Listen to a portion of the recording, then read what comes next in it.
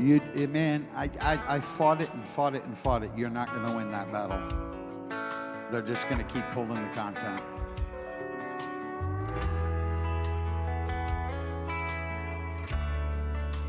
Referees, once somebody commits a couple of fouls in a football game, now all of a sudden they're watching them. You know, right. It looks like he held the guy. Nope, holding. He's doing it again. Holding. All right. Well, for those of you joining us on YouTube, welcome. The show will be starting very soon.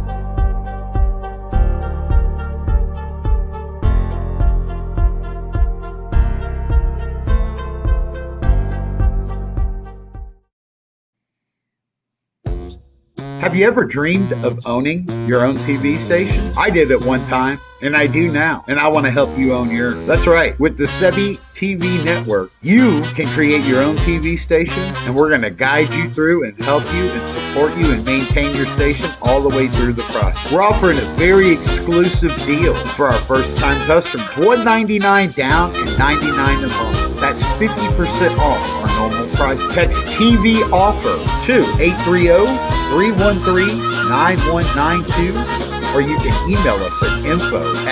Because you just... There we go. All right. Well, let's do this. Let's take a look at that. There's this guy, man.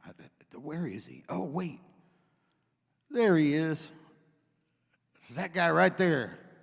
Mr. Randy Seymour in the house tonight for Texas Music Radio Sundays. Right here live from Goofy's Bar and Grill in Canyon Lake, Texas. So, let me unmute that microphone for you, my friend. How are you doing? Oh, I'm just great. I'm doing the Texas rainwater hooky low up here, man. What exactly is that? Oh, well, it's a dance that you do here in the hill country when it starts to rain outside. It's kind of foggy, and the temperature is kind of, it's not 100 and it's not 0. It's right in the middle there. So you just do the Texas rainwater hooky low. Here comes the rain. Here comes the rain. Man, I love it. I love it. So, you know, I've never got to meet you in person, so it's great to finally get that opportunity and get to meet you, man. I have read up on you. I've seen all the stuff, and you're an entrepreneur, and I really like that. Entrepreneurialism is what made the music business really an actual business to be desired to be in. Partly because entrepreneurs kind of have their own hours, they have their own way of doing things, and all of a sudden people say, wow, they're really inventive. It's like, well, we're inventive because we just don't want to do anything else. This is what we want to do. I will tell you, my friend, that, yeah, and it is, it is something else, to be honest with you.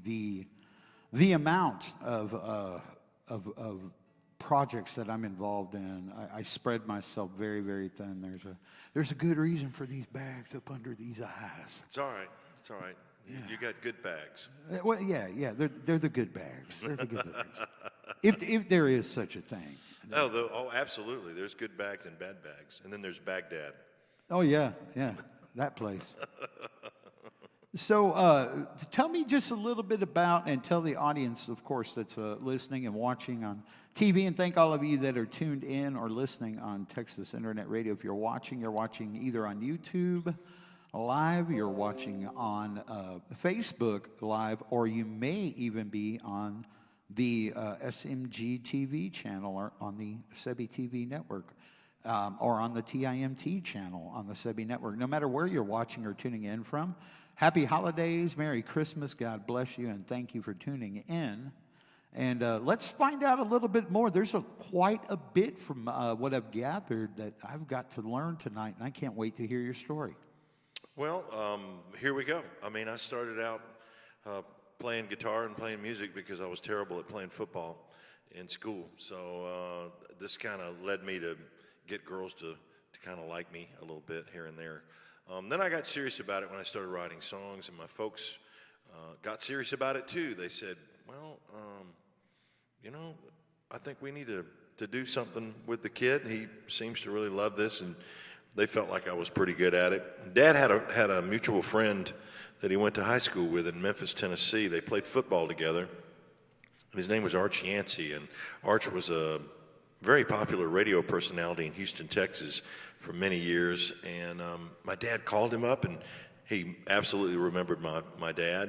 And so one thing led to another, and Arch helped me get my stuff together, as they say, and be able to make a couple of records. He actually played the record in Houston a lot, and I got some Texas radio airplay. Now this is back in the late 70s. And Arch had a show at Gilley's Club every Thursday night in Pasadena, Texas, and so he invited me to come out and sit in and be part of his show. So I got a lot of experience as a 15 and a 16-year-old kid singing at Gilley's nightclub in Pasadena. So that was a pretty neat way to start out. Headed to Nashville because I wanted to learn how to make records and wanted to learn how to write songs. The great songwriters were there.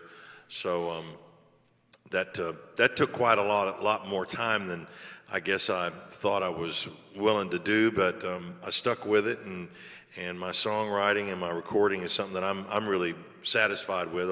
I love what I do, and I do what I love, so it's a win-win for me. So I came back to Texas after many years in Nashville, and I had a lot of experiences playing in Nashville, and I had a lot of experiences leaving Nashville. Anybody who has been in the entertainment industry, if you move to a town like that, you don't hang around.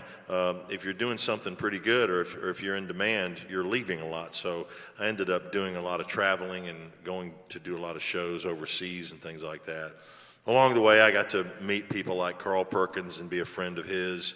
If anybody doesn't know who Carl is, he wrote and recorded a song called Blue Suede Shoes in 1956, and then Elvis Presley subsequently recorded that song too. And he and Elvis were friends. They were on Sun Records in Memphis, Tennessee, way back in the 50s and 56 and 57 and places like that. So that was kind of neat for me, my dad being from Memphis and me being familiar with Memphis, Tennessee music. But Texas has always been my home. I grew up here, and so all my roots were here. And when I finally returned to Texas after leaving Nashville, and me and my wife bought a little place in Lufkin, everything felt right. I always felt like I was out of step with the music industry for some reason, and I couldn't figure it out. When I got back to Texas and started making music here, I realized, well, this is what was missing. I needed to be here more than anywhere else, playing my music, writing my songs, and getting out and playing things, and being welcome. I mean, I've truly been welcomed with open arms in the last year and a half or so into the Texas music scene. Mark, you're definitely part of that, and I thank you for that as well. It feels good. It feels good to an old guy who loves to play music and wants to make some folks happy every now and then with it. Well, and I mean, what you this is the cool thing. You've been doing this pretty much all your life then. Yeah. This has been, as I tell people all the time, well, I painted myself into this corner and I can't lay the brush down now, so it's all good. So how would you describe what you would define, actually? What's your definition of, to you, of course, because it's different for every artist and for every individual. What would you say is your crowning moment of success in your music career? Oh, I don't know. I don't know that I've actually had a crowning moment. I will say that I did a show in October of 2001. It was the first show, it was the first live concert that was done right after the 9/11 attacks in New York. And I was in New Jersey at this theater called the Count Basie Theater. I'd gotten invited up there to do some Carl Perkins songs. They were going to do a Sun Records tribute, and me being a friend of Carl's, they wanted me to sing some of his songs. But once the attacks happened, they changed the show into this benefit for the people who lived there on this town, which is basically called Red Bank. A lot of people who worked in the towers lived in that county, and so they were trying to raise money for those folks. So Bruce Springsteen signed on as the headliner, and John Bon Jovi and Phoebe Snow and Joe Ely and Smithereens, and there was just a plethora of really amazing artists that I'd always respected. I got to be on stage and play with these guys. The turning point for me was, and it's kind of a personal story, there were two ladies who were backstage. Now, a lot of the theater was filled with a lot of folks who were there because they had someone that they had lost in those attacks. And these two ladies happened to be related to one of the guys who was working for Cantor Fitzgerald and lost his life immediately in the attack on the Twin Towers. The one lady was this guy's wife, and the other lady was his sister. So they're standing backstage. My keyboard player says, "Hey, I want you to meet these guys. They wanted to talk to you for a second because they've never met anybody from Tennessee." And I said, "Well, I'm from Texas originally." He goes, "Well, either way, they're Jersey girls." So I went over there and I talked to them a little bit. And when I found out what was going on, I just stopped for a second, and I could kind of feel, that there was a world of hurt going on. That's something that I probably would never have experienced in my life and would never wish on anyone. So I just told them, I said, "You know what?" I said, let's all join hands here. We're standing backstage, and I looked at them and I said, I want you to look at these people backstage, all the technical people and the musicians who are putting this show on. I want you to see some of the artists. I just want you to look for a second. Just take this in. And then I want you to look out at that crowd out there and all these people out there who came to this. I said, I just want you to know, and this is like one of your darkest times in your whole life. I said, I want you to know that this is God telling you that He cares for you and He loves you very much. And it was at that moment, once I went out on stage and I did my songs, my Carl Perkins songs, I realized after that night that all the things I'd ever learned in my life about spirituality, about God, about caring for people, everything that I had learned, I was able to apply in that moment. And once that happened, once I was able to do that and basically share a little music and do a little healing, my thought was, if I left this world tomorrow, I actually got to do what I was sent here to do. I was sent here to help a couple of people and do a little bit with what the good Lord let me do, which was make music and kind of impart a little bit of, a little bit of love, so to speak. So that I would say that it's a crowning moment. Yeah, it's got nothing to do with a gold record on the wall or an award or anything at that point. It has to do with that moment. I'd say that's where I peaked. Well, and I mean, there is absolutely, that's awesome, man. I mean, there's nothing wrong with that. I mean, everybody's different. It could be they got to meet their favorite, artist. Yeah. It could be anything, or they got to play on stage with them or open for them. I mean, it's different for everybody. Everybody's definition level of success or whatnot. You know what I mean? Yeah. So the cool thing about that is that you have one. Because sometimes I'll ask that question and artists will be like, And I try not to ask the really new guys. I really do. Well- Because I don't want to throw them too much of a curveball. They're already nervous enough up there shaking, and I'm like, "All right, calm down. We're just having a conversation. This is easy money, man."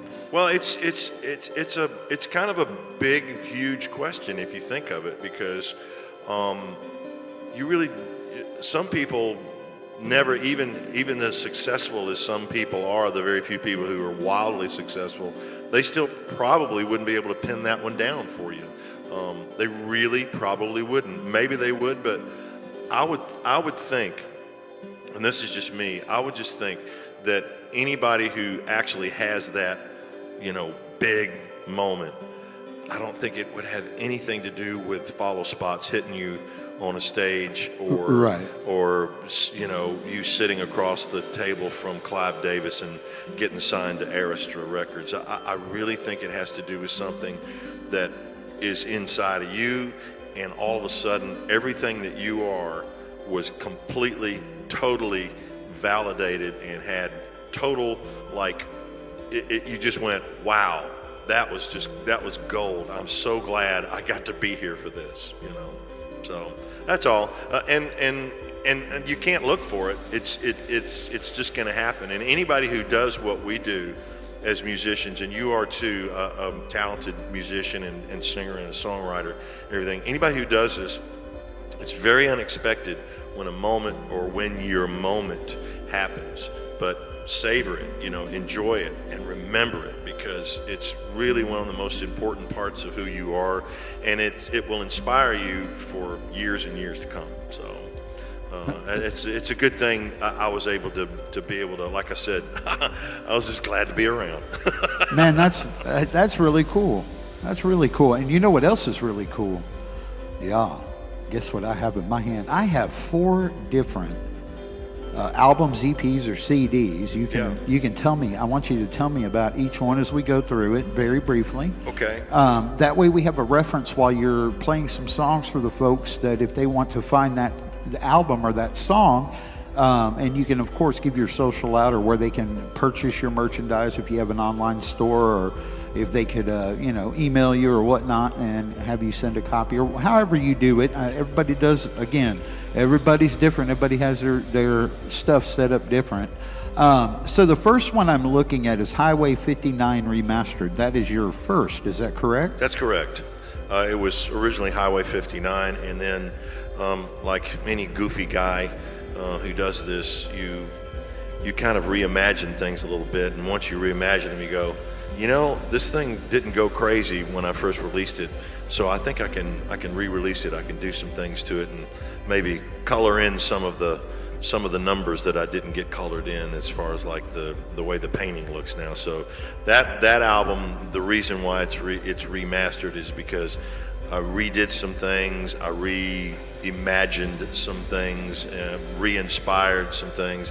It's just it's a better sounding record for me. So and that's always been my goal, is to really just kind of get the best thing out there that I've got, and don't leave anything on the table. So well, and there's 10 songs on that, so I hope we get to hear one off of that one. Sure, tonight. I'll do one of those. That'll be the first one I'll do. I'll do one off of that. Awesome. Well, we'll go chronological order there. Very next up, if I've got this right now, and if I don't, your promoter's going to kill me. Lufkin. She's never killed anybody in her life. Just as a side note. But there's always a first. Lufkin is a. Yeah, I don't want to be that guy. Okay, don't do that. Don't go there. She might put that as her crowning moment. I don't know. That could be her. Anyway, so Lufkin is a record that when I moved to Texas, my wife went Texas crazy, and so we found this house. It was in Lufkin, of all places. We really weren't looking in Lufkin, but the house just seemed to be waiting for us. When I got there, it was during the pandemic. Pandemic, and so I'm doing a lot of sitting around, like a lot of people who write songs, and all of a sudden, without any motivation or pushing whatsoever, songs started coming to me, and then I had some other songs that I had written that I thought, I need to do something with these because I really like these. So I just kind of worked those, I sort of massaged those songs, so to speak. And so that record was done in 2020, and I really enjoyed it because I was able to kind of like take my time and really just kind of just, you know, sort of nurture those songs on that record. So it was a lot of fun to do that. So that's the second record. So. And coming up on third. Right. I am looking at a Christmas album. Is that correct? You're looking at a Christmas album. Nice. It's called The Christmas Album. And you know what? It's right in time, folks. You're looking for that last-minute gift. I know you are, or a gift for yourself. It's always nice to do some stuff for ourselves. Oh, it's a great stocking stuffer. And if you don't like the record, you can use it as a wonderful drink coaster. It'll keep your furniture looking nice at home. Yeah. And I know Mama would appreciate that. Oh, well, you know, just buy it first before you use it for a coaster. Yeah, that's the trick there. It's folks. a compact disc. You can't destroy it, man. You can do anything with it. You can stretch it. You can throw it. You can play Frisbee with it. You can sink it in the lake and pick it back up, put it in the player, and it plays just like brand new. You know what? I miss 8 tracks and cassettes, to be honest with you, in vinyl. I really do. Boy, cassettes were a lot of fun, you know. If you had a fancy cassette player, you could fast forward to the next song that you wanted to hear, because it would go find the little open space and play the next song. A funny but true story. My oldest brother Wade actually was one of the first DJs at 99.5 KISS in San Antonio. Cool, and man. We used to live in Pleasanton, Texas, which is about an hour ish, 45 minutes an hour from San Antonio. And I can remember being very, very young and sneaking in his room and grabbing Quiet Riot's, I think it was Mental Health, is that right? Yeah. Mm-hmm. Their album. And I snuck it in my room and I was playing it very, very quietly. And my mom just busted in the room and she was so mad at me. And she's like, Mark Andrew Sebby, that is not Winnie the Pooh. Yeah, that's how young I was too. I think it was maybe 6 or 7. Yeah, and I was not supposed to be listening to any of that stuff. And I heard her go into the, my brother Wade's room was the one right next to my little brother Scott, and I had a room that we shared, and then Wade had his room, and Todd had his room on the other side. There was 4 boys, and she hightailed it right into Wade's room. I told you about leaving your door locked when you're gone to your radio thing that you do with this devil worship music you got these boys listening to. And that was back when, it wasn't the rap getting attacked, man. It was the metal and the rock getting the hammer down. That's and it. Then rap took the rap for it. I can hear it right see what now. I did I've there? already lost one son to Satan. I'm not going to. That's right. Yeah. Not today, Satan. So at any rate, where can people get these albums at? And we got one more to talk about. They can get them at my website, which you can get the compact disc of them, or you can download them. It's www.randycmore, Randy with an initial C, more.com. And that'll take you to iTunes, Apple Music, so you can, if you want to do the download stuff. Or if you want to order one, there's a form there. You can just kind of click. You just keep clicking until you get to the place where you can order one, and they'll tell me about it, and by gosh, I'll get it in the mail to you, and you'll just have a big time. So. All right, and now on this one, I'm going to do the disclaimer. This is the most recent album that you've released, and it does have your current single that's out to Texas radio or out to radio. I don't know if you're pushing beyond Texas or not. Is there any? Wait, hang on. Was there anything beyond Texas? Well, yeah. Okay. Man. You've been doing this a long time. I know you've been to Nash Vegas at least, right? Yeah. I'll just say what my mom used to say. Son, I've been out there. There's nothing that you really want to see. Not today, Satan. Not today. That was another. What was ironic about that is my mom's sister, my Aunt Denise, and Uncle Dale have always lived in Vegas. And I used to be, well, when do we get to go to Vegas? And she goes, when you're 21. That's it. So Wow. wait, when we went to visit, the only thing we got to do was cruise by the Strip. Your You know mom- what I mean? And then, I think when I turned 18, maybe I was 16. Man, your mom was a firecracker. Man, I'd like to she admit she her. was serious about keeping us on the straight and narrow now. Well, you got to do. Boy, if we could get that to prevail these days, what do you know about that? Now, I'm going to admit something because I own my stuff. And what I'm going to admit is that I was one of the last guys, I guess, to jump on this single, Lukenbach. And it wasn't because I don't love you. It was an awards show and another excuse after another excuse. But I finally got it in rotation. I figured this week would be a great week to bump you on up. And I'm giving you more spins than the Christmas music. How about that? Good. I love getting bumped. Well, there you go. Well, speaking of getting bumped, why don't we bump these folks up with some of your songs? Okay. Why don't you do about 3 and we'll catch back up? Okay. Give me a little bit of that guitar. No, sir. You got to really play it really loud. Where's it at? I'm listening. There we go. Ha ha ha. Okay, this is off the first album called Highway 59 Revisited.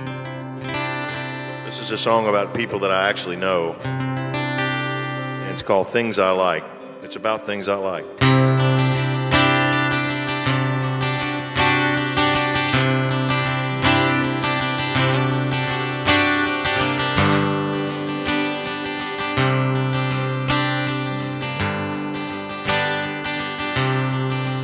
I like hippies 'cause they smoke dope. They're all about peace and love and tie-dye dreams of hope. They like women with no makeup and living so naturally. Pass it over to me. I like hippies. I like soldiers in uniforms. They walk tall and grin and swear to defend our children and homes. They like drinking beer and talking to old soldiers at the bar. No matter who they are, I like soldiers. And I like music that makes me feel good, and sunsets that make me feel small. I like ocean waves, listening to the rain, the sounds of the leaves in the fall. I like being with you and being by myself, and coffee and chords on guitar, and photos of my first car. If you like these things, you understand the way that I am.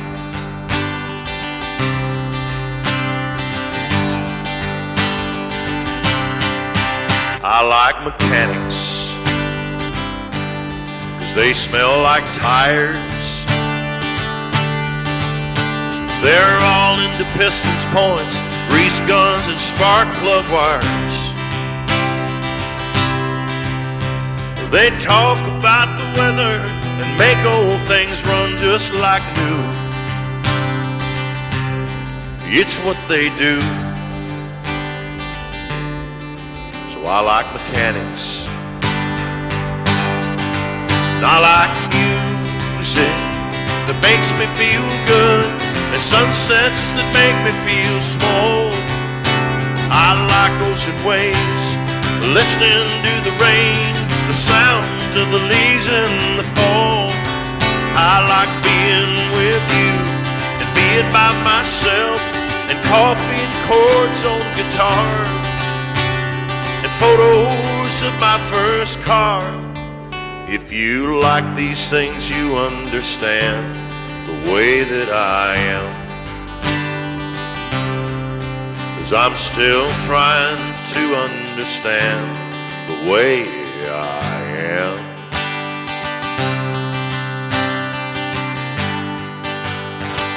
Oh, there you go. Things I like. Thank you. Appreciate that. Very nice, man. Good tune, dude. It's just a bunch of things I just put together that I know about. You must have just done it just right. I try not to mess it up for anybody.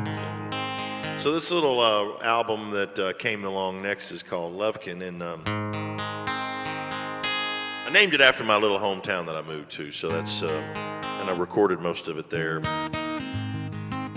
So I had this strange thought about this poem that they made us read in high school. It was called Paradise Lost. And Paradise Lost deals with the story of Satan being cast out of, or Lucifer being cast out of heaven by the Almighty. Now, in the story that is written by Milton, it seems to be a terrible disagreement that came along. It's a very heated argument. Well, I don't know about that. I think the Almighty, being the Almighty and the knowing all and seeing all, he kind of planned the whole thing out. So it seemed more like a business deal. So this is called Devil for Hire. It was 40,000 years or more, just past the beginning of all time. God was 15 minutes late for his board meeting, looking beat when he arrived. He said, "Angels, I apologize. I shouldn't make y'all sit around and wait. When you're trying to build the universe, there's a whole lot on your plate. When you're trying to build it, you recall just last Friday, I invented this creation I call man. Well, I looked into his future, and I see his troubles are getting out of hand. There'll be no end to his wickedness and evil ways as far as I can tell. So as much as it pains me, boys, we're gonna have to give him hell. And we need a lake of burning fire, where giant fish with jagged teeth swallow all the fishing boats, and a barroom made of brimstone, where whiskey tastes like gasoline burning in your throat, and the endless sounds of banjos playing out of tune and out of time. Oh, it's awful. I'm gonna need someone to run the place. Help wanted, one devil for hire. Here's a fancy part. Well, the angels all look puzzled, scratching at their halos with their wings,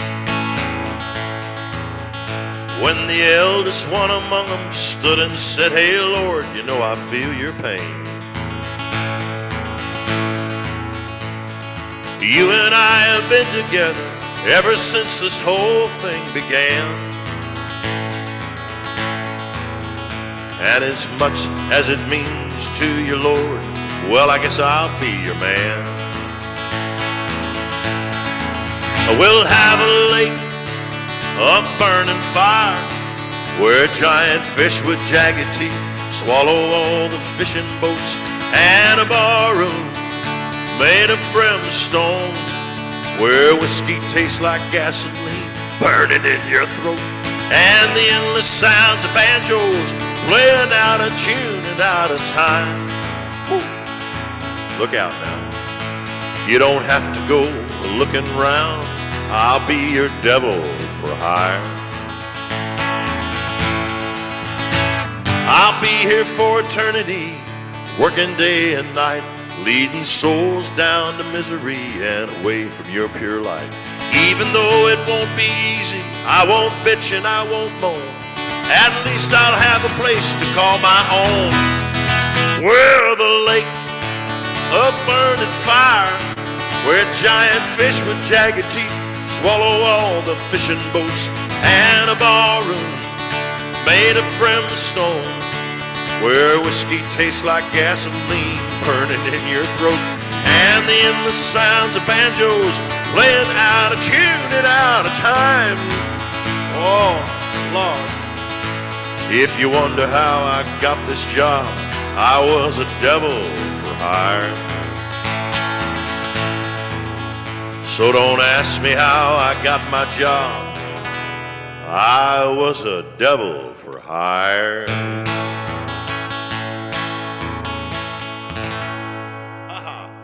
There you go. A little bit of fire right there in that song, right, man? I'll tell you what. Was that one you did solo, man? Was that a co-write? That's just me sitting in the room. I brought it to the breakfast table, and Linda said, "Oh, you got to record that one." I said, okay. Yeah, man. She got some good taste there, old Linda. I'm telling you. All of my songs go through Linda. She's my only critic, and she's a good one. So I usually leave them alone. She goes, "Huh?" I like that. So it's all well, talking on the songwriting type of thing there before you play your next song, one of the cool things that I got to do most recently was host a workshop, a songwriters workshop that I did every Tuesday here at Goofy's up until about 3 weeks ago. And unfortunately, I'm so swamped, I just can't do it anymore. But it was we did it for over a year straight, consistent. Probably only missed maybe 2 or 3 Tuesdays that we couldn't do it, and it was such a rewarding experience. But you do some co-writing, don't you? I do. I'll be doing a couple of songs here tonight that I've written with folks that I love to write songs with. So everybody should do that, because if nothing else, you can really learn a lot, because let's face it, you're using another half of somebody else's brain to create something, and when you see how they come up with things, all of a sudden it kind of gives you new ways to come up with things too. So it basically, I tell people, it gives you more depth. You don't have to be a two-dimensional songwriter and artist. You can spread yourself out, 3-dimensional, 4-dimensional. It really does. And really, the most different people that you can sit down and maybe co-write with are the best ones, because they're the ones that are going to go there. You'll be able to find things that you can do that you didn't really imagine. So anybody who's out there writing songs, it's great to write with your friend. That's always really good, because it's a good, comfortable way to make up great songs. But step out, get out on the get out on that diving board off the pirate ship and jump into the deep water and see what's out there. Nice. What you got for us? Okay, you mentioned the Christmas album. I was going to ask, are you going to do us a little Christmas tune? I'm going to do a Christmas tune. This is my single that I have that's going to be played for the next week or so until Christmas comes along. This is my. This is not a. I don't really base this on a theory, although this song has a lot of theories based in it, built into it, because there's so many conspiracies and things that people talk about and have talked about over the years, and I don't really get involved in those. I find them fun to get interested in and watch and all that kind of stuff. But my only concern's always been the theory of the existence of Santa Claus. And I just have to say that all the stuff that I got for Christmas over the years, there's no way my daddy was making that kind of money to buy those kind of things. So I know there had to be a Santa Claus somewhere. Amen. So this here song is called "There Ain't No Santa Claus."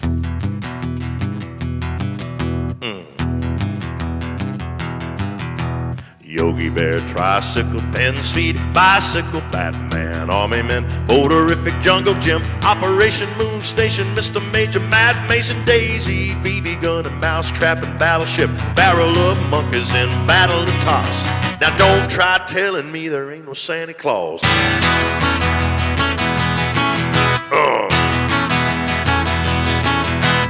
NFL, AFL, electric, football, Lincoln Logs, Harlem, Globetrotters, basketball, Hot Wheels, Matchbox, brand new fishing rod, Tonka tugs, give me them, rock'em, sock'em robots, there's mini bike and a Seiko watch. Now how can you be telling me there ain't no Santa Claus? They say Elvis is alive and living in Kauai. The pyramids are made by the power of the mind. Neil Armstrong went walking on the moon, courtesy of Kubrick in 2001. Macy's, Kmart, Sears and Roebuck, Western Auto and Toys R Us, Galleria, Northline, Buffgate, Fireland, North Coast, Royalty's gonna visit Santa Man, working every corner down at the shopping mall. Still you keep on telling me there ain't no Santa Claus. Woo! I'm talking ho, ho, ho, baby. Well, I keep an open mind, cause I never know it all. You want me to believe there was life on Mars, but all I really know is he gave me this guitar, so I never will believe there ain't no Santa Claus. Up on the housetop, jolly old St. Nicholas, here comes Santa Claus the night before Christmas. The Polar Express, run Rudolph run. Elvis says Santa Claus is coming back to town. He's got a mess of stories and popular songs. Don't you try to tell me that there ain't no Santa Claus. Oh, you never changed my mind, cause he gave me this guitar. So don't try telling me there ain't no Santa Claus. No. Oh no. Brr. There you go. All right. Nice, man. He Yeah. lives. He lives. Hey, you know, I think we're gonna have to play with that Christmas album. Might have to sneak some of those into the Christmas rotation. It's there. all good. You listen. Oh, I mean, I've got a copy, man. Thank you. I always, you know, I'm gonna. You do the spinning and I'll do the grinning. How about that? Yeah, there we go. Yeah, you know, that's not a bad deal. I want to take a minute to tell you guys a little bit of a story that. If you're in the music business, and if you happen to be, because this is the one of the YouTube channels you can watch it on, is the Sebby Music Group channel, and we work with artists. And one of the things that I can tell you when you're pushing a song to radio, don't rely so heavily on your cell phone and email. Make it personal, and that's exactly what Randy did. Randy, I want you to share with the boys and girls out there in the audience and children of all ages what your strategy was and what you sent, because this is a rare thing that we get from a very select few artists, and it's really a great way to get people to know you. Why don't you share that? Well, let me just kind of tell everyone that overall, it's good to have a really tough and good attitude about your music and about what you're creating. But when it comes to getting other people to help you, radio people, people who run places where you play live, all these kind of things, it's always best to approach everything with your hat in your hand. I mean, put your hat in your hand and go, I could really use your help. Reach out to them in that manner. That if you're truly honest about it, they won't turn you down. You might not be able to get a hold of people right away because everybody's got something to do. Never assume that they're going to help you or they're going to take time for you right away. Always assume that you need to make the connection and you need to get there. And however you can make it easiest for them, do it that way. If you want to, you know, really do how it was done in the old days, try to go to some of these radio stations and try to talk to some of these people, meet them. You know, they're people just like everybody else, and most of them are just dadgum nice folks. A lot of them work in these small towns, and they are the voice of their small town. Anytime that you can do something that personalizes something to them, call them by their first name, you know, send them something in the actual U.S. mail if you even want to. Now, a lot of times, if you send it to the radio station, sometimes they won't get it right away because the radio station will end up with getting a lot of junk mail. But if you can contact somebody and say, do you have a mailing address? I'd really like to send you a note or something. You know, tell them you enjoy what they do, because you really do enjoy what they do. You listen to their show or you do something. You know, it's just little things that go a long way. Nobody. Let me just give everybody a little backstory on this guy named Garth Brooks. Now, love him or hate him for whatever reason you want to, but Garth Brooks' main talent isn't singing songs, although he can sing them great, or picking great hit songs, although he can pick really great songs, or actually writing great songs, because he's written some great songs too. Garth Brooks' biggest talent is when he goes to a show, and when he did this when he was an unknown, he would meet people after the show, and he would remember their names. When he came back to the town, he remembered their names. He would remember their kids, all that kind of stuff. He had one of those kind of things, and people really, really feel like if you care about them, they're going to care about you back. You know, if you only kind of care about yourself, they're going to feel that too. So make sure you care about folks and make sure you care about them honestly, because believe me, it will be, not only will it work out better for you, it's a more enjoyable experience. I mean, heck, you know, they say it's lonely at the top. It's only lonely at the top for people who don't give a darn about other people. That's what it is. So. Yeah, and I heard you touch on assuming, and it's funny you did that, because right before I walked in this building today, I had just posted my word of the day. Sometimes when I'm feeling a little bit ornery, I like to make it a little creative and just put it out there with something, well, let's just say it's smart ass. And I was able to do that. So I'm going to share it with you all real quick. For those of you watching, you will see this. For those of you that are listening or here, I don't have it up on the screen for you, my bad. But today's word is assume. What happens when we assume, kiddies? Turn an ass out of you and me. Aha. And it's got a little picture of a donkey and the little words circling it. Don't make an ass of yourself. There you go. And those of you that are, yeah. Well, I mean, you know, I had somebody that, you know, did that. And instead of, you know, being ugly about it, I just figured I'd be creative with it. Yeah. You know what? Turn it into a positive. You know, that's good. That's it. All right. Well, what do you got next for us? I think we got time for probably 2, maybe 3. Okay, well, let me do this song that's been on the charts, the Texas charts, for 18 or 19 weeks or so. It's in the 40s pretty much everywhere, except for Texas Internet Radio, which is like way up in Texas Internet Radio. I'm so proud of my airplay and things that you guys have helped me with. And a lot of people have got to hear this song due to you guys getting it out there, spinning it, and I get messages from people all the time. Hey, I heard it on Texas Internet Radio, man. It's awesome. So this is a song about a little place called Lukenbach that my wife likes to go to, and that's why I wrote it. It goes like this.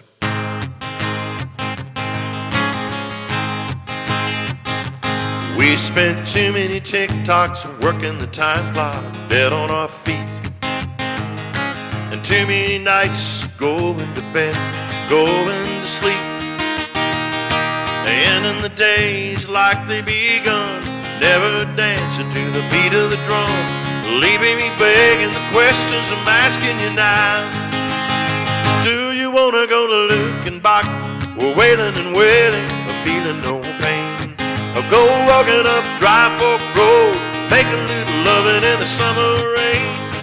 Take another trip to Arizona, watching the sunrise over the mountain top. When you're in love, it doesn't take a lot, like you was going back to Lukenbach. We've seen tropical beaches full of beautiful people working on tans, but people on top of other people are a traffic jam. Taking those selfies, waiting in line, telling their friends this is the life. I hope they never discover where we're going now. Do you wanna go to Lukenbach? We're wailing and wailing, or feeling no pain. I go walking up Dry Fork Road, make a little loving in the summer rain. Take another trip to Arizona, or watching the sunrise over the mountain top. When you're in love, it doesn't take a lot, like you was going back to Lukenbach, where the complicated tears and the fabricated fears drift away. Forget about yesterday. Come on, baby, let me take you away. Do you wanna go to Lukenbach? We're wailing and wailing, or feeling no pain. Go walking up Dry Fork Road, make a little loving in the summer rain. Take another trip to Arizona, watching the sunrise over the mountain top. When you're in love, it doesn't take a lot, like you was going back to Lukenbach. When you're in love, it doesn't take a lot, like you was going back to Lukenbach. We're going back to Lukenbach.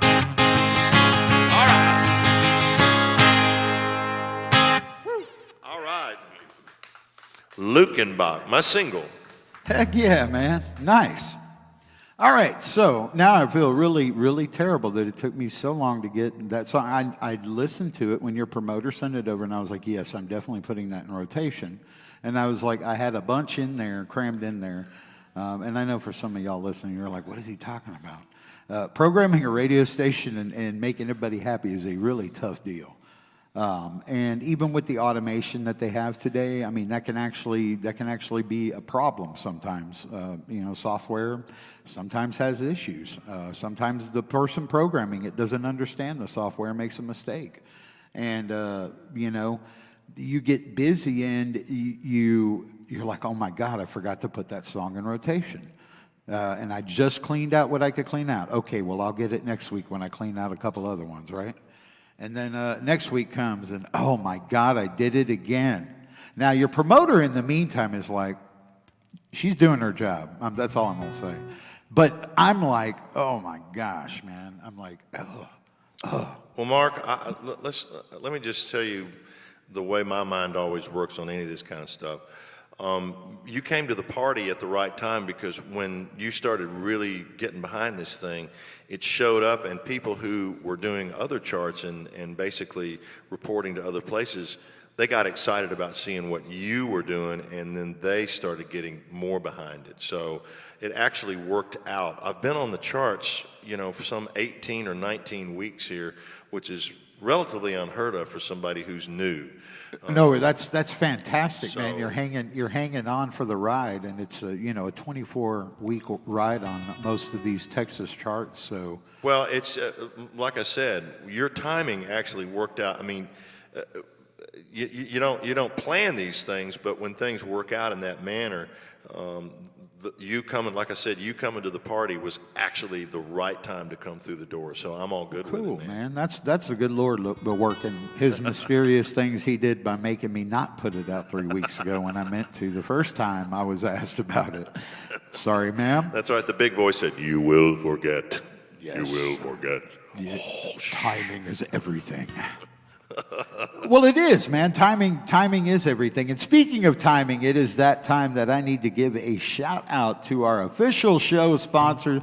That would be Texas Select Beverage Company out of Fort Worth, the official teas and coffee of Sebby Music Group, the Sebby TV network, and this show, Texas Music Radio, Sunday. And you can get it right here at Goofy's Barn Grill when you're in the Kenyon Lake area. You can try out the tea. I had to twist the owner's arm, but I finally convinced him this is the best tea you've ever had. Yeah. It worked. Yeah. They like it. Oh, that's good. All right. Well, let's do one more, man, before we call it a night for you. And I have to take a quick break at that time, and I say quick. It's going to be about a 10-minute break to get Mr. Gus Clark ready to go. He is in the house and on deck, ready for takeoff. All right. Here's another song off my Christmas album, and I co-wrote this with a lady by the name of Dottie Moore and another friend of mine by the name of Jesse Hunter. This is called Born in a Barn. It was no palace, the place where he lay, a dusty old manger, a small bed of hay. Though cattle were lowing, the angels did sing. Would this be the place for the birth of a king? The place for the birth of a king. But he came to this world, God's only son, the Lord and the Lamb, the chosen one. Shepherds and wise men followed his star. They never thought he'd be born in a barn. Oh, the King of all kings was born in a barn. He told of a kingdom where one day he'd rule. Some wanted to go there, some called him fool, saying, what kind of king sleeps out on the ground and lives like a beggar from town to town, like a beggar from town to town. But he came to this world, God's only son, the Lord and the Lamb, the chosen one. Shepherds and wise men followed his star. They never thought he'd be born in a barn. Oh, the King of all kings was born in a barn. He could have been born in a king's castle, surrounded with silver and gold. But God gave the world his greatest possession in second-hand swaddling clothes. And he came to this world, God's only Son, the Lord and the Lamb, the chosen one. Shepherds and wise men followed his star. They never thought he'd be born in a barn.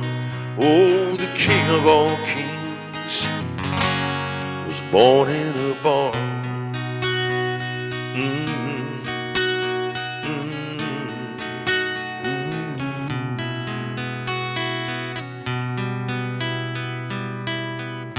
Merry Christmas, everybody. Y'all make some noise for Mr. Randy Moore. Randy C. Moore, as it were. And hey, Randy, I just want to let you know, man, you didn't disappoint whatsoever, man. Phenomenal job, excellent songwriting, bomb performance, just smashing performance, man. Great on the guitar, great vocals, good energy, good stage presence, man.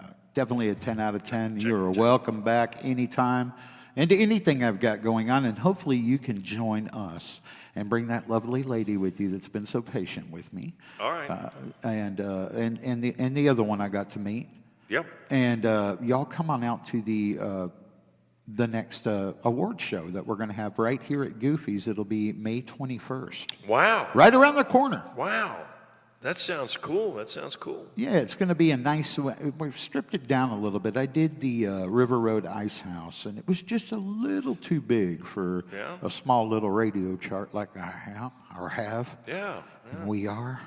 But yeah, we would love for you to come out, and maybe we can arrange for you to do a performance for the award show. Wonderful. Thank you, Mark. Appreciate it. You bet. And I can't thank you enough, but before you go, I need you to tell everybody where they can find you. Once again, if they go to my website, it's www.randycmoore, RandyCmoore.com. You'll find everything there. I'm on Facebook and Instagram and Twitter and all that kind of stuff, but believe me, if you go to the website, that's the shortest distance between 2 points. So come see me. You can write me a note there too, bio. You can see music videos. My schedule's on there, and yes, you can buy my product there. Buy my product there. Thank you. That's it. That's a wrap for this young man right here, and we are going to be right back with you. We've got Mr. Gus Clark coming right up here in just a few.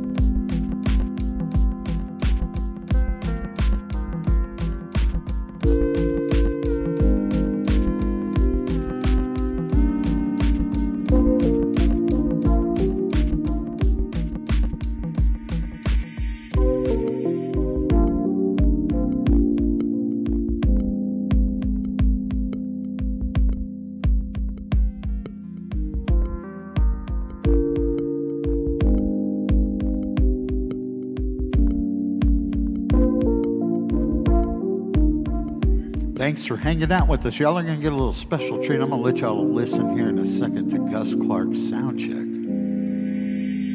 Yeah. Well, since we're live on air.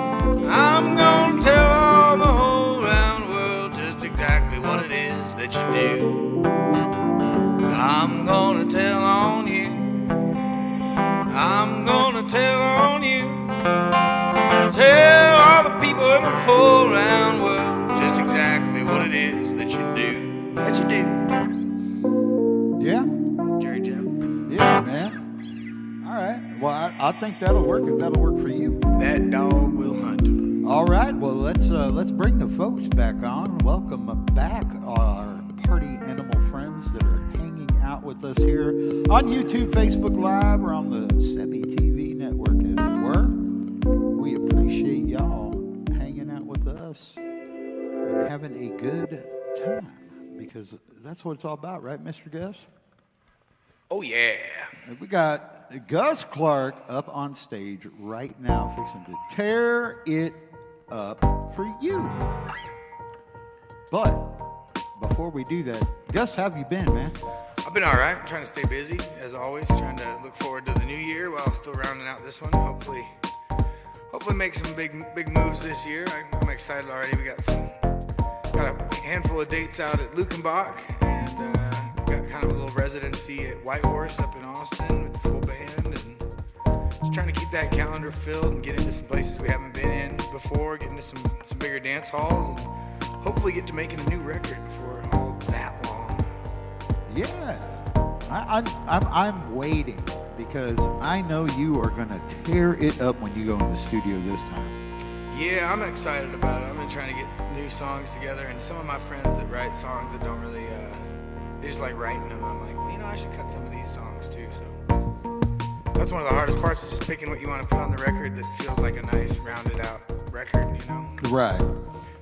And combining what I want to do with what I think maybe some other people want to hear, Well, because I think people would be really surprised if I just put like a really psychedelic cumbia record. But well, yeah, that would be kind of weird, man. I definitely would say I didn't see that one coming. I was not expecting it. Like for real. I would be like, whoa, where did that come from? What the heck happened? What else has been going on outside of the music world? Bought a boat. A boat? Yeah, me and Gene Reeves went in on a little fishing boat, so we'll be tearing it up on Canyon Lake all summer. Oh, yeah, I know who to call now. Heck yeah, we're gonna be fishing and floating and trying not to get hit by those crazy young kids out there drinking on Daddy's boat. How big is this boat? It's a little 12-foot John boat. Nice, dude. Yeah, man. We had these illusions at first of, we're gonna trick it out and do this and that. And we took it out once for the first time the other day, and we're like, nah, it's great how it is. Forget it. Hey, man. I mean, why not, man? If it's not broken, don't fix it, right? Right. Well, cool, dude. Well, why don't we do this, man? You down to play some music? Yes, sir. Let's do that. Oh, I just gotta figure out what the heck I feel like playing right now. I'll do that old Paul Siebel song. Let me get that background music off for you. There you go, buddy.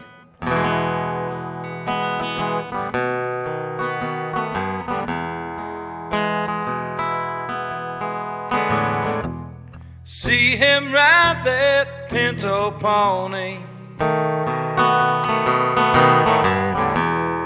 underneath that western sky. See him shoot the banker down, see them chase him out of town. Man, I'd like to have that pinto pony. See him kiss the senorita underneath that Texas moon. See the posse closing in, they got a special rope for him. Man, I'd like to have that pinto pony.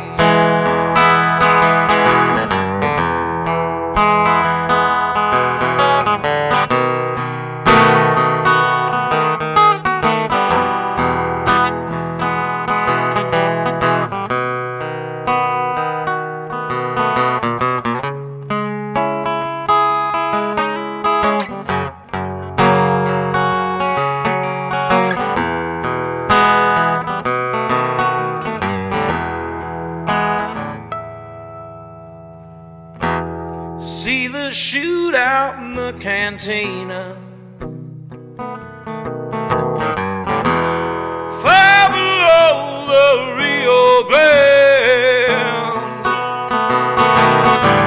See him hanging from a Douglas fir, see the preacher steal his silver spurs. Man, I'd like to have that pinto pony.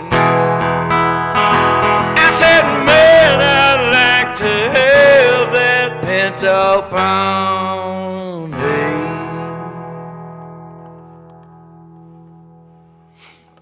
Very nicely done. Thanks. That's an old Paul Siebel song. Well, you got your new friends that you made. You got your new friends.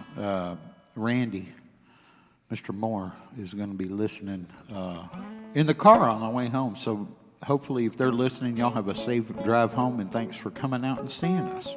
Indeed. I'll do some songs I wrote. I'll do this little song I wrote about riding motorcycles.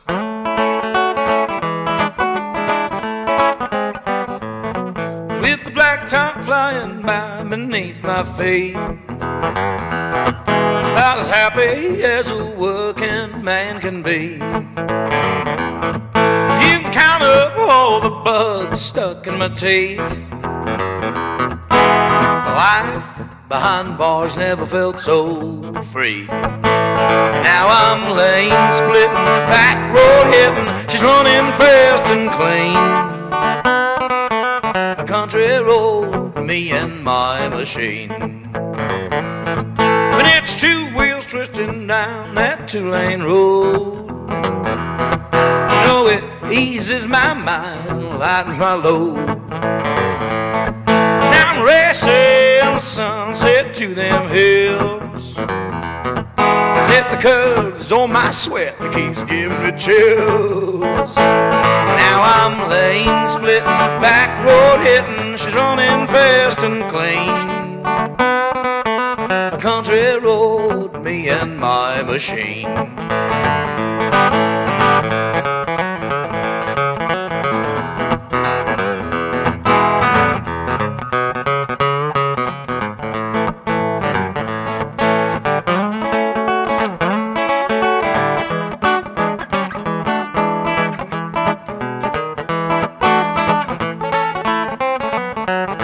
60 miles an hour through those pines. The worries of my day get left behind. I'm proud to say that I'm cruising on something I built.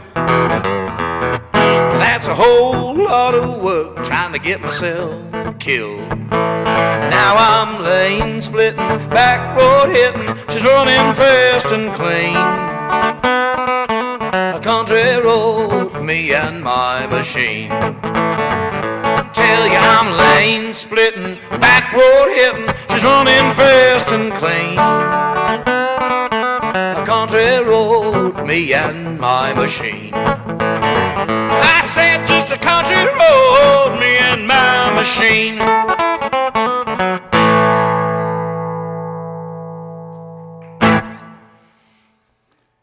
Oh, thank you very much, folks. Yeah. Sorry, I had to mute my mic there. I forgot to silence my phone, and someone called me while I'm live. This is a request for me to stop playing. No, I seriously doubt that, sir.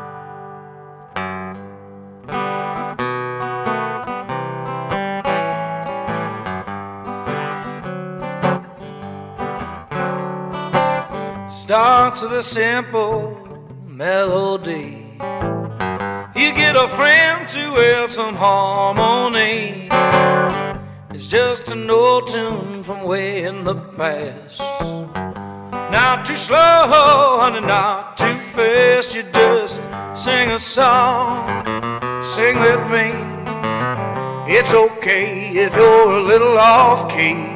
If the words are wrong, honey, that's alright.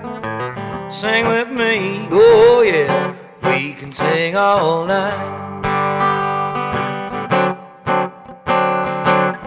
Just like a choir in church on a Sunday, like a miner back to work on a Monday. Mama sang it around our old home.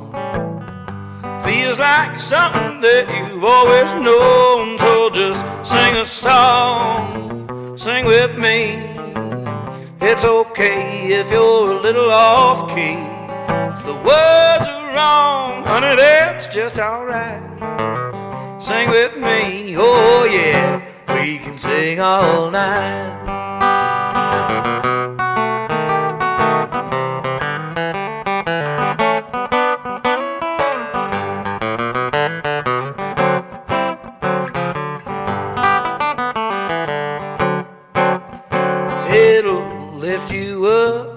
Never let you down. Put on a smile where you once held a frown. It's all we need, honey, you just never knew.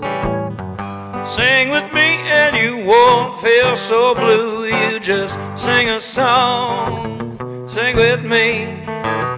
It's okay if you're a little off key. If the words are wrong, honey, that's alright.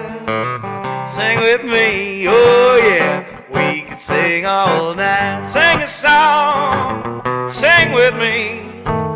It's okay if you're a little off key. If the words are wrong, honey, that's alright. Sing with me, oh yeah, we can sing all night. Baby, we can sing all night. Honey, we're gonna sing it all night.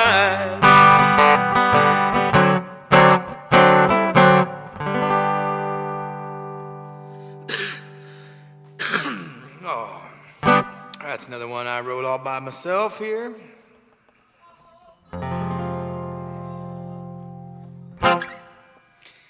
This is a song many years ago. My friend Carlton James was writing this song, and I helped him out with a little bit of it. I like to do it. It's a cheerful little number about digging your own grave.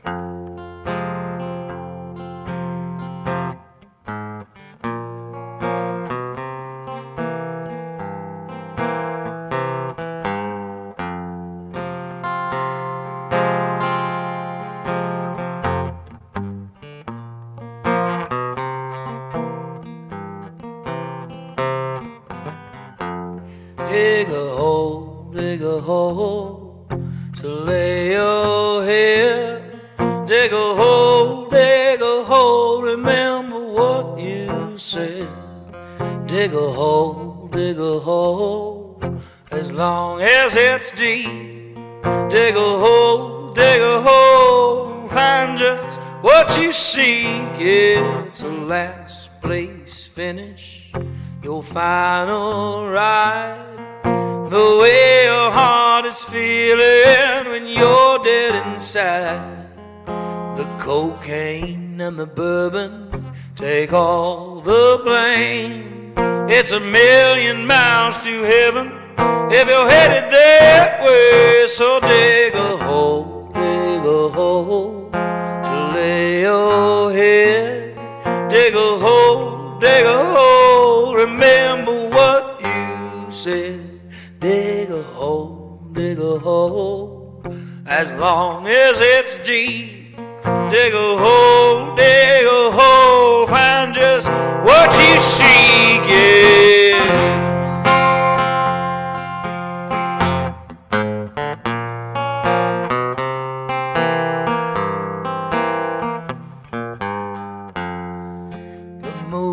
Almost over, story's been changed.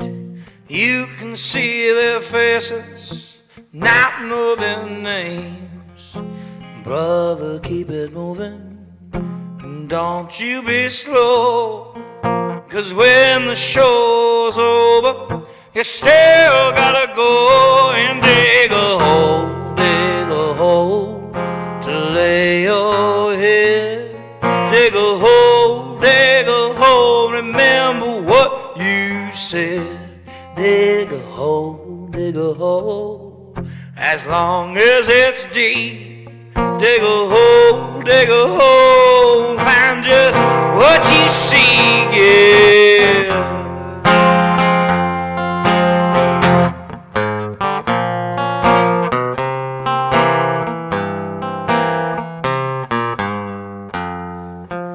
Watch him punch his ticket while he's getting on board. Yes, evil is the angel that might open the door. When the song is over, for you it's bigger. 'Cause when you hear the rope snap, you know you've been hung. So dig a hole to lay your head. Dig a hole, remember what you said. Dig a hole, as long as it's deep. Dig a hole, find just what you seek.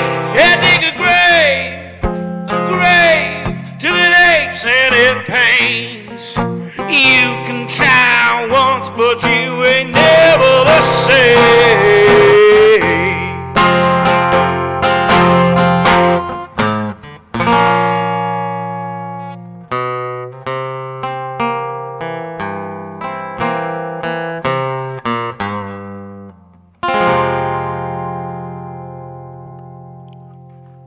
You know that's one of my faves that you do, buddy. Well, thanks, man. I love that one. And you know, yeah, I noticed tonight, man, a lot of emotion, dude. You've slowed that one down a little bit in your lives. I like it, dude. I really like that. Dig that. Good change. I've been trying to remember to slow down in general, you know. Life comes at you quickly, doesn't it, my brother? Yeah, and especially so much of the old stuff I listen to, and like, I don't know, I was just listening, as I often do, to a bunch of old George Jones stuff the other day, and like, it's all slower than you think. Like in your head, you sing it, and then you listen back, and you're like, no, it's slower. Like, that's where there's room for everything. That's where there's room for that emotion. That's where there's room for the push and pull on the instrumental parts and on the vocals and stuff. I mean, like some of the Willie Nelson stuff too, you can't sing it fast. You're just rushing to get the words out. You can't play with the timing that way, you know? I like it, dude.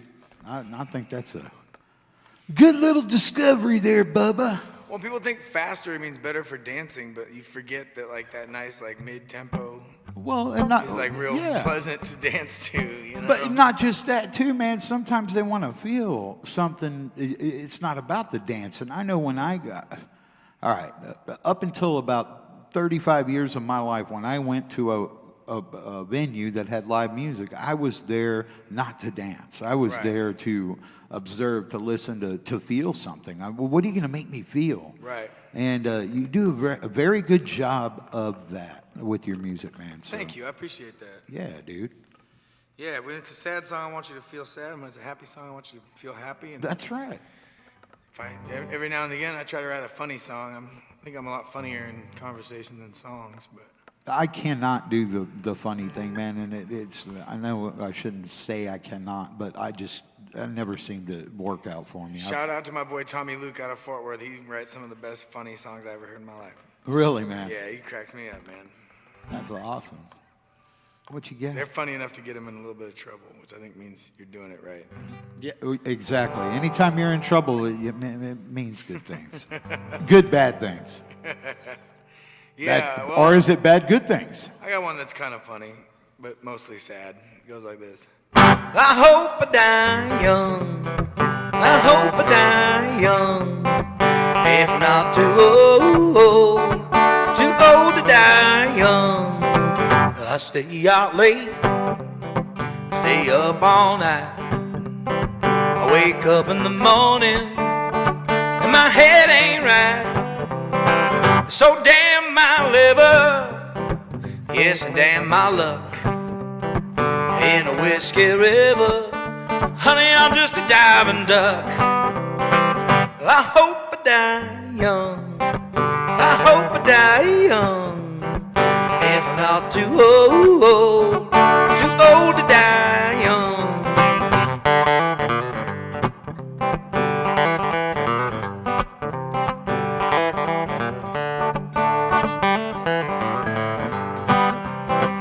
I hope I die young.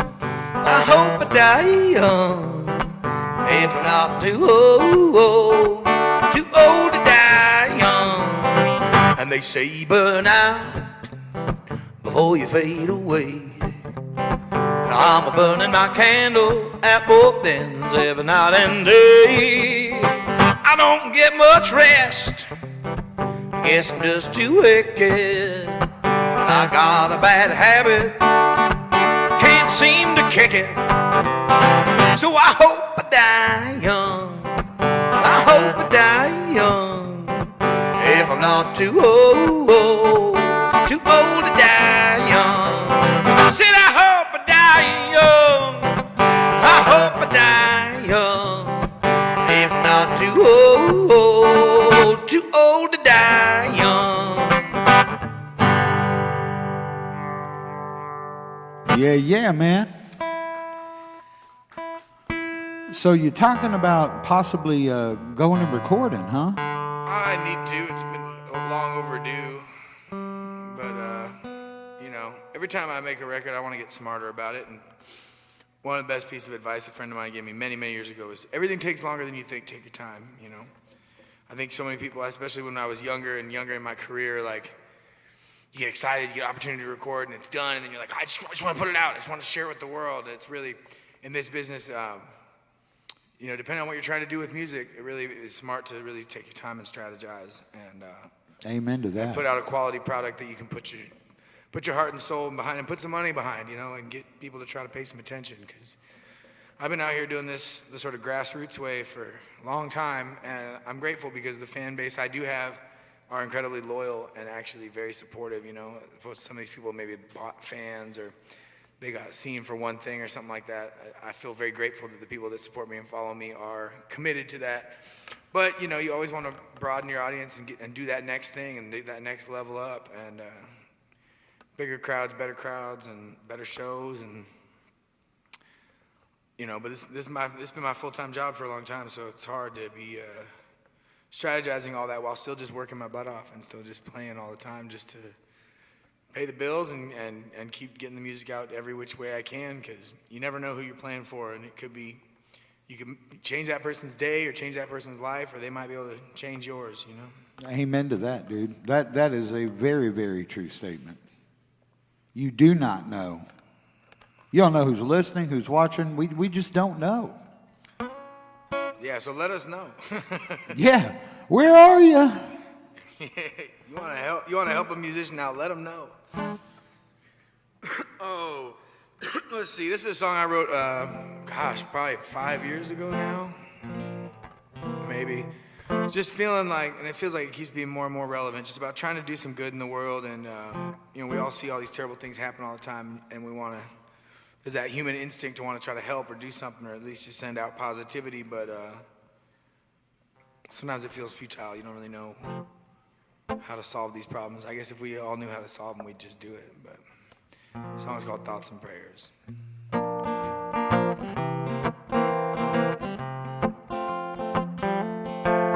You read the paper, shake your head and say, what a shame. But in a week, can you recall their names? Well, people are cruel and the world isn't fair. So I'm sending out all of my thoughts and prayers. Thoughts and prayers, whole lot of good they'll do. I'd send money, but my bills are overdue. And these empty gestures, somehow they get me through. Sending thoughts and prayers to you.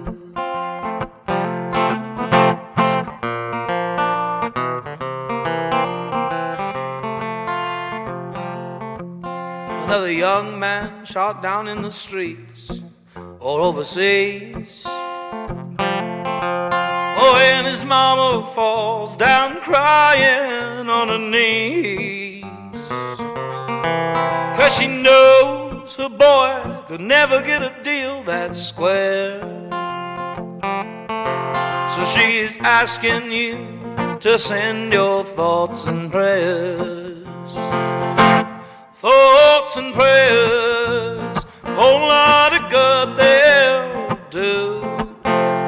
I'd send money, but my bills are overdue. And these empty gestures, somehow they get me through. Sending thoughts and prayers to you.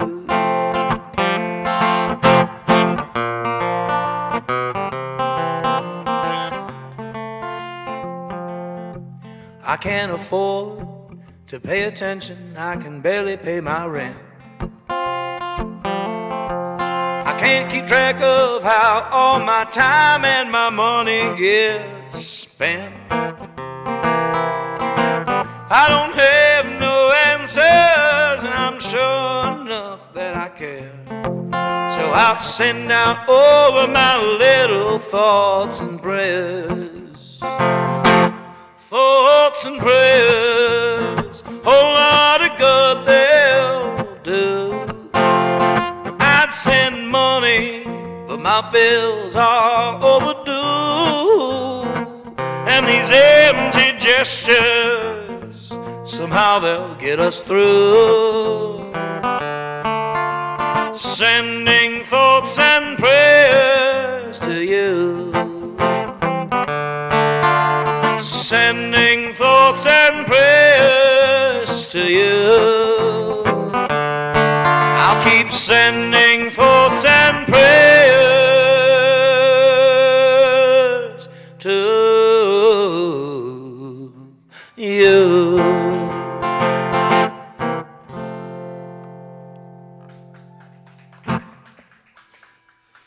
Be better. Yeah, that one definitely gets some airplay on this radio station here. Well, thanks, man. That was a good song, dude.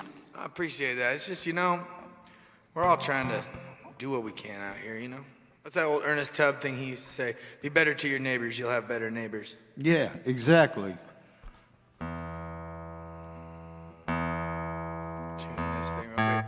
We just got back from, I played in Bernie yesterday, and then we did a little turnaround show down in Houston. Didn't get home until about 5 a.m. Oh, the war stories, man. Yeah, man. Well, that's all part of the thing. I always try to remind people, people are very generous and gracious with their compliments and to say, oh, man, I wish I did what you did. And I'm like, man, for every hour I spend on stage. Yeah. How many hours you spend getting there? Yeah, getting there, booking it, writing it, practicing Well, it. I mean, getting there in Yeah. general, yeah. I mean, you know, getting where you've managed to get yourself, you know, where you're at in your career now, man, it's nothing to you know, discount whatsoever, dude. It's a lot of hard work and a lot of time goes into it. Yeah, man, there's some of those like little musician memes online. They're funny for a second, then they just make me sad. Like I saw one that's been going around for a while that was like, musician, somebody puts $50,000 worth of gear in a $5,000 vehicle to drive 500 miles to make $50. Yeah, well, I mean, it is what it is, right? I will not play for $50. I have. I mean, I didn't like it, but yeah, you know, I don't anymore. But I have done it. I can't say I've never done that. No, man, we do what it takes, you know. I think, yeah, like I said, yeah, it's like I just feel blessed to be able to get to do what I get to do for a living, and it's a lot of work, and it's worth it, you know. God gave me a little bit of talent, and I better do something smart with it, you know. Right? No, I feel you on that, man. Oh, let's see here. What do I feel like playing? I'll do that old Roger Miller song just because I like doing it.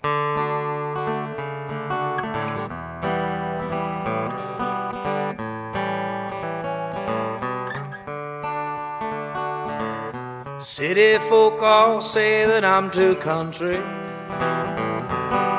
'cause of how I walk and talk and smile. I don't mind them laughing in the city, but the country folk all think I'm city-fied. And the fighting men, they say that I'm a coward 'cause I never push no one around. Gentle people call me troublemaker 'cause I always fight and stand my ground. It's funny I don't fit. Where have all the average people gone?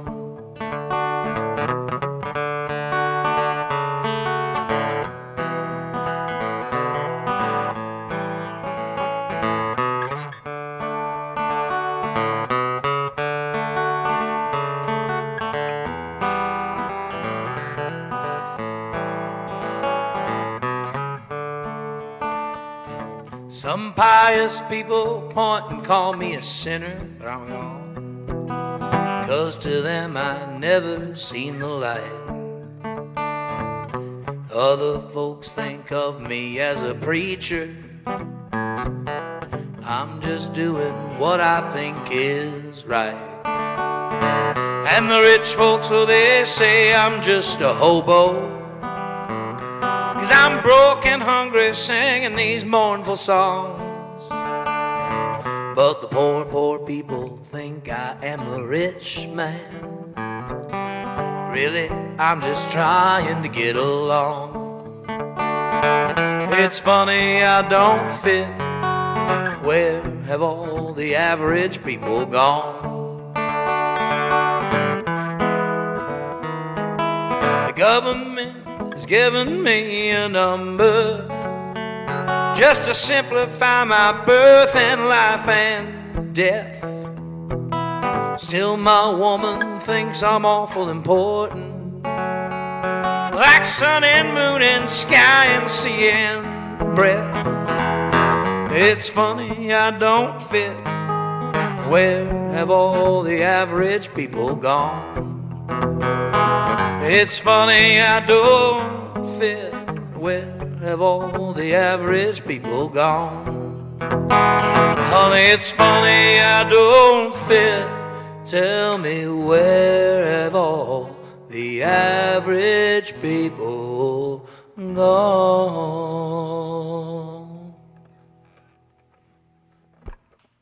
Yeah, yeah. It's our old Roger Miller song. I feel like it's like a little bit of a theme song or something.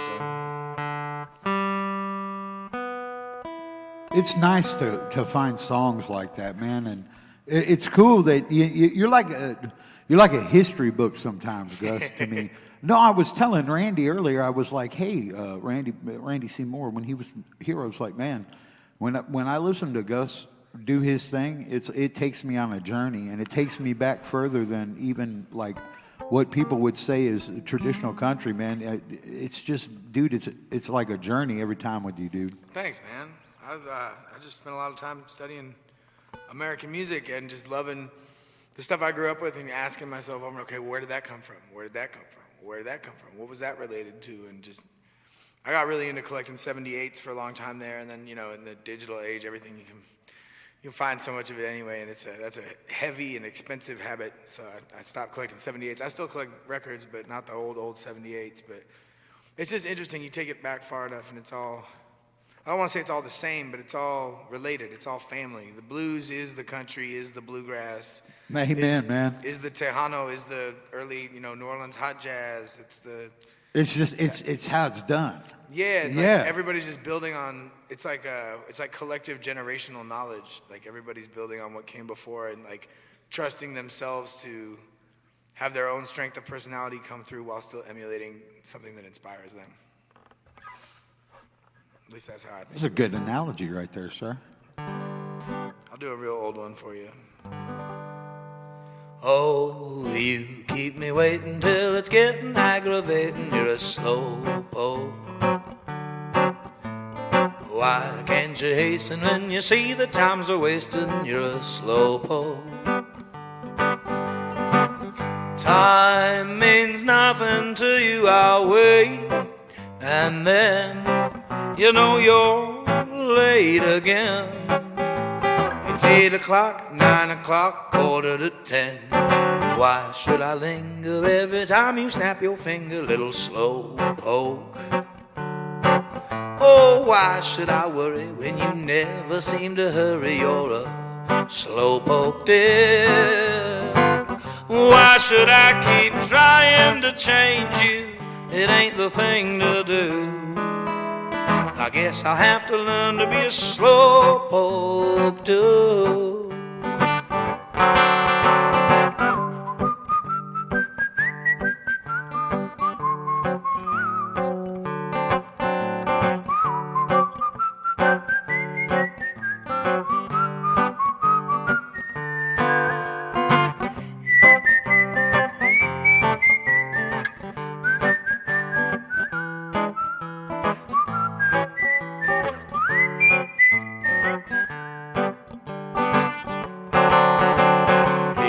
Keep me waiting till it's getting aggravating. You're a slowpoke. Oh, why can't you hasten when you see my times are wasting? You're a slowpoke, dear.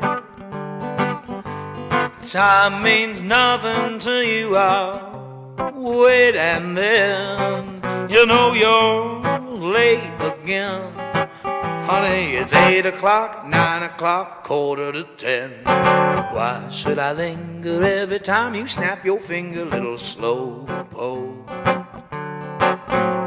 Oh, why should I worry when you don't never seem to hurry? You're just a slowpoke, dear. Why should I keep trying to change you? It ain't the thing to do. I guess I'll have to learn to be a slowpoke. I guess I have to learn to be a slowpoke. I guess I have to learn to be a slowpoke too.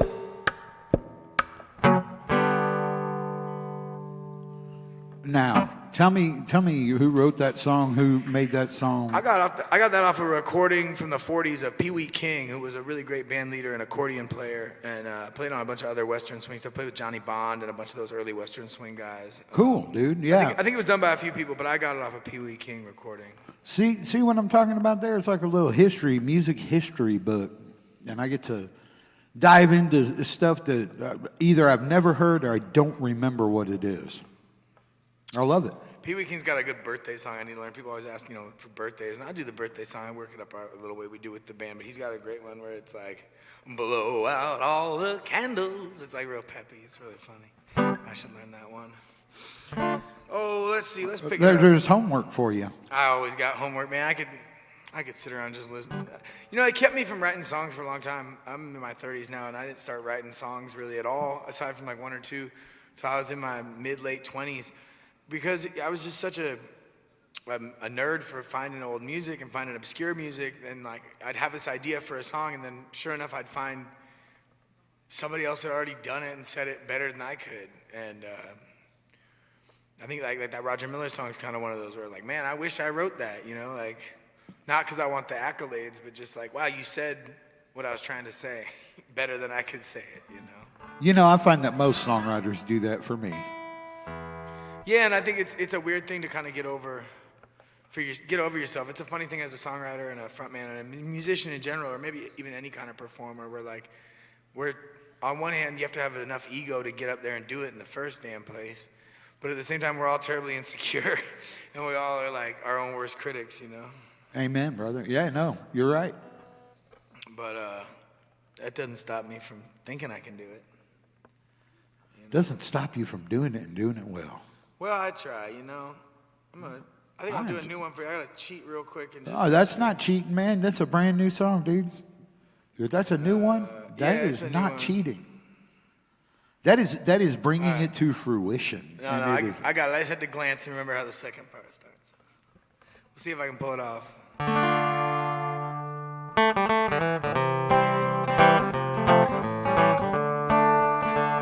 For centuries, it was all just land, divided up by mountains, rivers, and sand.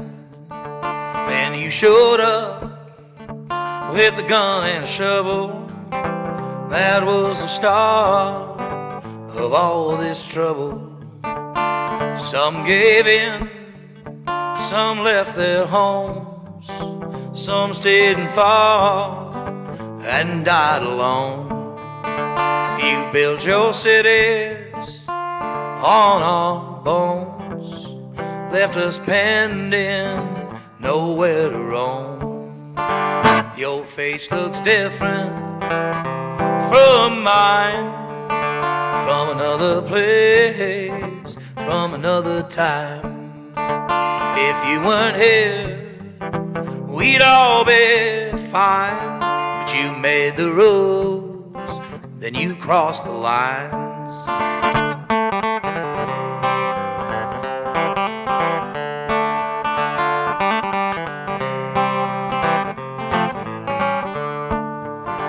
You run me out of another town, but I'm still standing, you can't keep me down. Put up your fences so you can't see what it looks like to live like me. Your face looks different from mine, from another place, from another time. If you weren't here, we'd all be fine. But you made the rules, then you crossed the lines.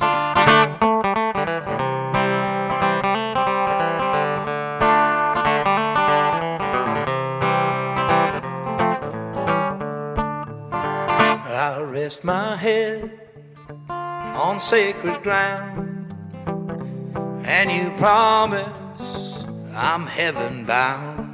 To you it's silent, but I hear the sounds of ancestors gathered round.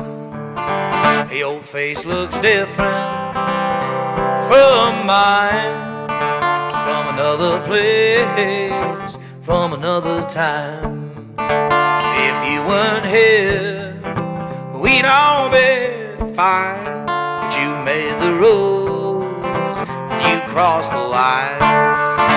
If you weren't here, we'd all be fine. But you made the rules, you crossed the lines. You made the rules, you crossed the lines. Dude, good tune, man. Thanks, man. When did you write that one? Week or two ago. A week or two? Damn, that's fresh out the can right there. That's a good song, dude. Thanks, man. Is that one that you would consider maybe possibly putting on that Yeah, I'd like to put that on the record. I got to find a good fiddle player for that. I was thinking like kind of almost bluegrassy, maybe put a little banjo on there too. You might want to call that Scotty Alexander guy and see if he'd help you out. Yeah, man. Or I might call. I got a friend up in Austin, Heather Ray Johnson. She's a badass on the fiddle. Oh, yeah? Yeah, we'll figure that out. I gotta meet that girl. Get in the studio. She plays with a bunch of bands. She plays with Saddle Sores and Golden Roses. Golden Roses is a great band if y'all don't know them. Check out the Golden Roses out of Austin, Texas. They are real good traditional country. Because I guess that's what we call it now. I used to say old school, and people are like, oh, you mean Alan Jackson? I was like, I like Alan Jackson, but no, old school. And they're like, oh, you mean Waylon? I'm like, no, traditional. As it were. Yeah, right, quote unquote traditional. It's a family tradition. Oh, let's see here. I'll do one that's from the deep reaches of obscure country music. This is there was a guy, I believe he ended up living out in the South, but he's from up in the Midwest originally, I think I want to say Michigan, named Skeets McDonald. He had a kind of more successful in the rockabilly world, but he wrote all the great country songs before then.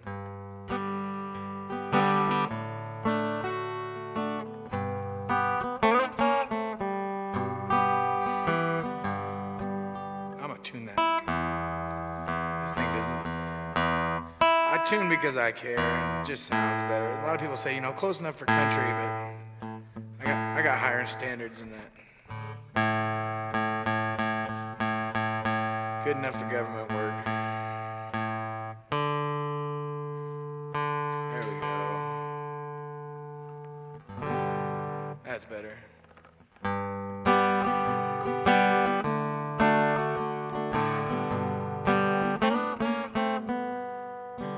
My darling, you've gone and left me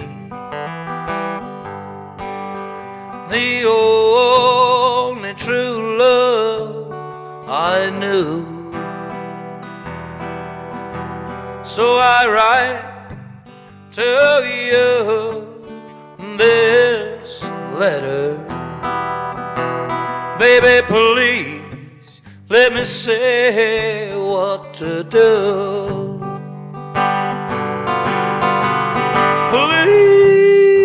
Please come back to me, darling. For somehow I just can't go on. Please come on home, please do, darling. For I know now that I was wrong.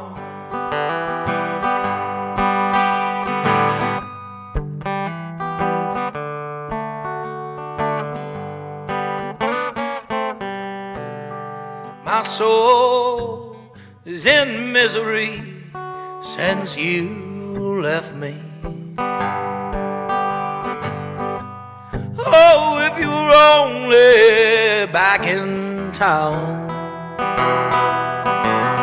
I would do what you say, whatever it might be.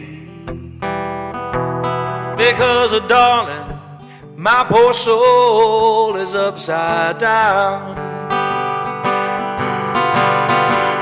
Please come back to me, darling. For somehow I just can't go on. Please come on home, please do, darling. For I know now that I was wrong. Please come on home. Police.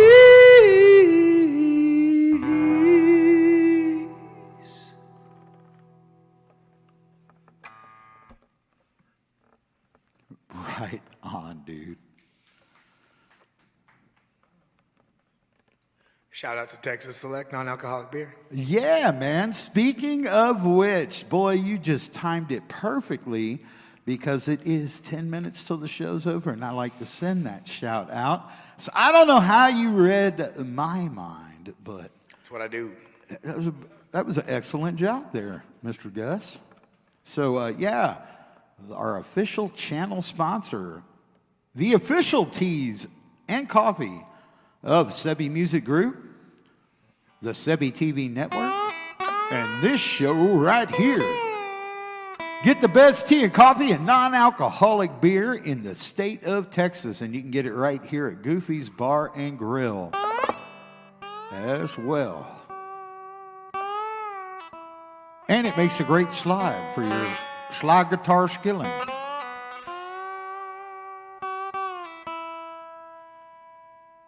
Look at Gus trying to get that endorsement already. If Dana's laughing, or Dana's laughing if he's watching the owner. I know he is. He's probably got a giggle on that one. Yeah. Hey, Dana, I know this guy, Gus. Yeah. Well, for those of us that had to quit drinking, it's sure nice to have something made in Texas that Tastes like it? tricks my little dumbass brain into thinking I'm drinking a beer, and I love it. What do we got time for? A couple more? Yeah, let's sneak two more in before we call it a night, my friend. Can do. And thank you so much for coming out and doing this. Thanks for having me, Mark. Always a pleasure.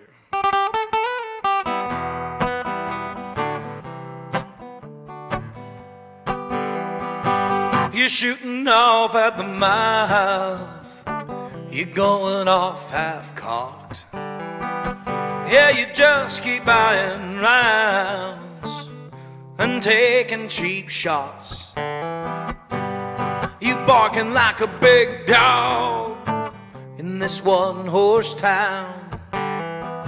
Think you're the life of the party, but you bring everybody down. Just a lonely man, ain't got a lot to prove. Say you got nothing but pride left to lose. You always coming in hot, shooting straight from the hip, but then your foot seems to slip right past your lips. By shooting off at the mouth and going off half-cocked. Yeah, you just keep buying rounds and taking cheap shots. You barking like a big dog in this one-horse town. Think you're the life of the party, but you bring everybody down.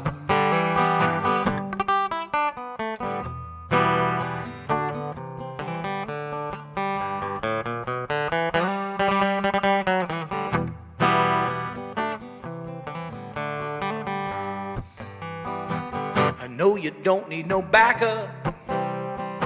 You got a 6 out in your truck. Oh, but I'm not impressed when you start pressing your luck. You always push it too far. They say it's time to go. And now you're standing in the parking lot all alone, staring at your phone, 'cause you was shooting off at the mouth and going off half-cocked. You just keep buying rounds and taking cheap shots, barking like a big dog in this one-horse town. Think you're the life of the party, but you bring everybody down. Strutting in like you a big man in your own hometown. But when your friends are laughing, they're only laughing at a clown. Yeah, when your friends are laughing, they're only laughing at a clown.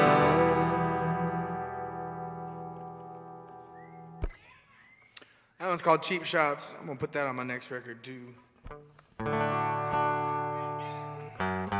I'll do one more for you. Thanks again to Mark Sebby for having me out here on Texas Internet Radio. Always a pleasure. Thanks to Goofies for hosting us. It's a song I wrote about the end of the night at the bar.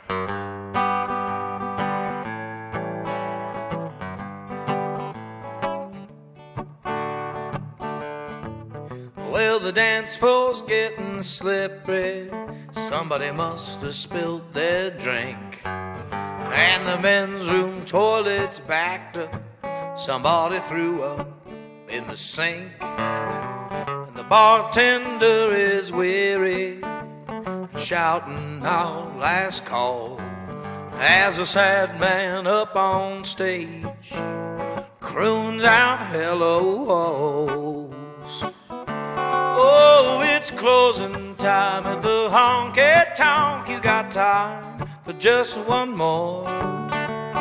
Party's almost over, so start heading towards the door. Yes, you had a few drinks, had a few dances. What more could you want? There's no more show, it's time to go. We're shutting down the honky-tonk.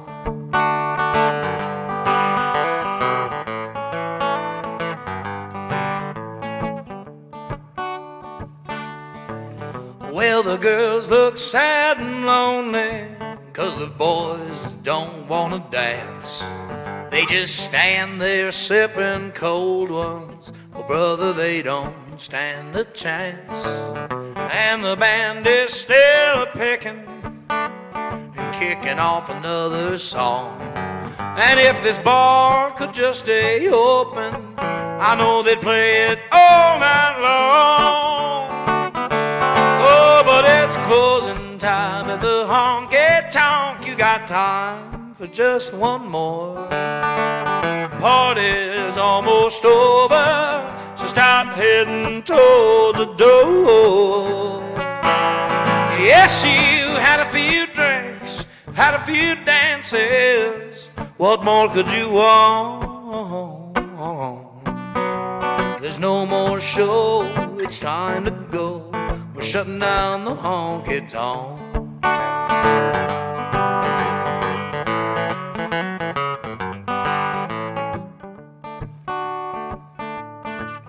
Well, the lights have all come on, and the stools have been put up.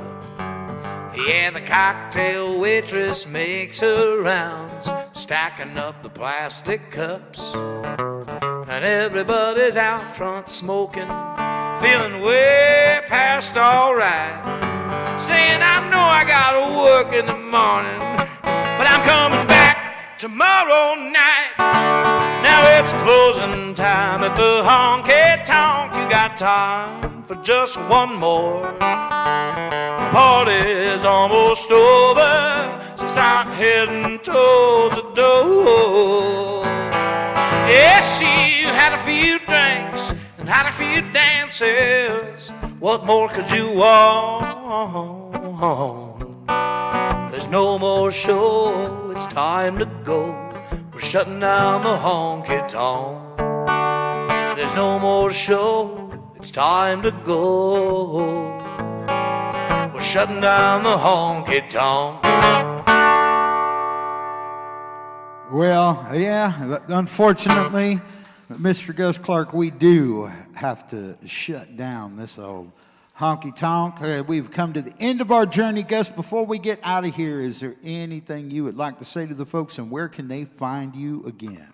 You can follow me on Instagram, Gus Clark Music, or check out the website, Gus Clark Music. You can find my music on any streaming service. The band is called Gus Clark and the Least of His Problems. Love the band name.